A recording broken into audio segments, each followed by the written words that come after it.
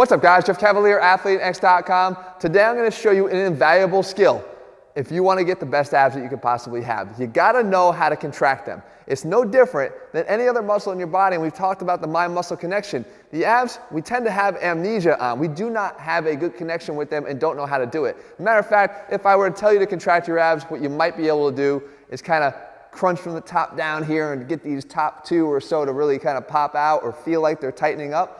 But that's actually not where the focus should be. The focus should be from the bottom up, because with a more stable pelvis, you're going to get much better at developing strong contractions in your abdominal muscles because you've created that stability from below. So here's the two things you need to do, and I'm going to show you exactly how to do it. Really simple, okay? The first thing is the transverse abdominis. That's the first muscle you want to be able to contract to get a stronger contraction in the abs, believe it or not. Because like I said, that muscle is going to stabilize the pelvis and create a more stable surface for the other muscles that are attached to it to contract from. No different than trying to contract your quads to jump and doing it off of sand versus doing it off of a firm ground. The firm ground is going to allow you to have a better force generation off of it versus the sand that's kind of giving and wobbling. We need to be able to prevent our pelvis from wobbling by contracting. So the transverse abdominis, you turn to the side here. Imagine you're walking into the ocean and you feel, holy crap, that is cold, cold, cold, right?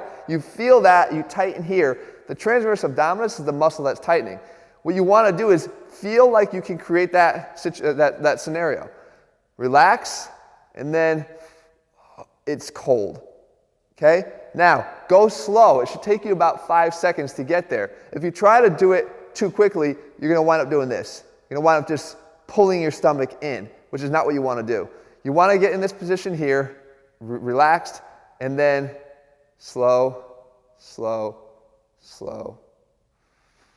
As I blow out, slow down. Now, I can feel that I've got the muscle contracted if I can feel this flattening right here on the inside of my pelvis, on the inside of the hip bones. I can feel that it flattened out and got firmer and flatter across here.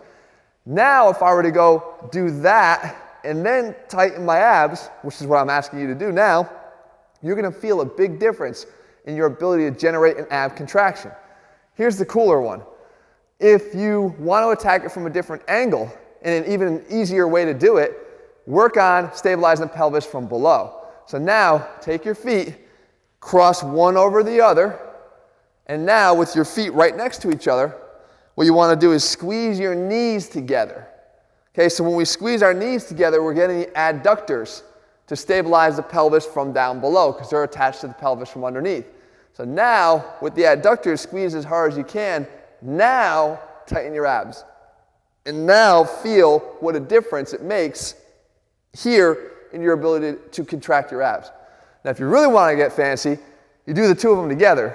You cross your knees, you squeeze them together, you try to contract the transverse abdominis together, and then you contract your abs, a little bit of a slight flex forward.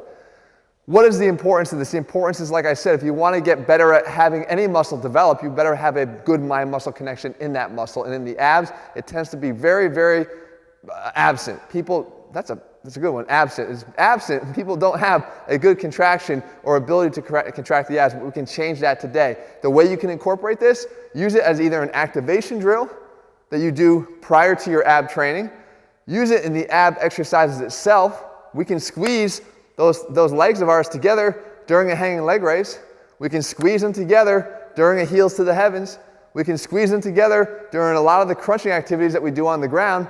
So it's going to give you an opportunity to work them right into your ab work, or you even have the opportunity to do them right now just as you're watching a video. Try to get better at it as a skill that you just randomly do throughout the day. In the end, it's all going to help you towards getting better development of your abs. Of course, you got to show them, guys.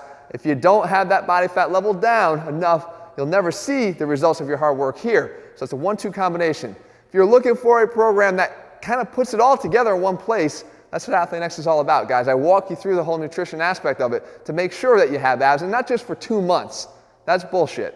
I want you to have abs for 365 days a year. That's what I preach here. That's why I get on camera here and wear these stupid microphone configurations so that you can see that I'm walking the walk. All right, guys, that's over at ATHLEAN-X.com. In the meantime, if you found the video helpful, leave your comments and thumbs up below. Let me know what else you want to cover here, and I'll do my best to do that in the days and weeks ahead. All right, see you soon.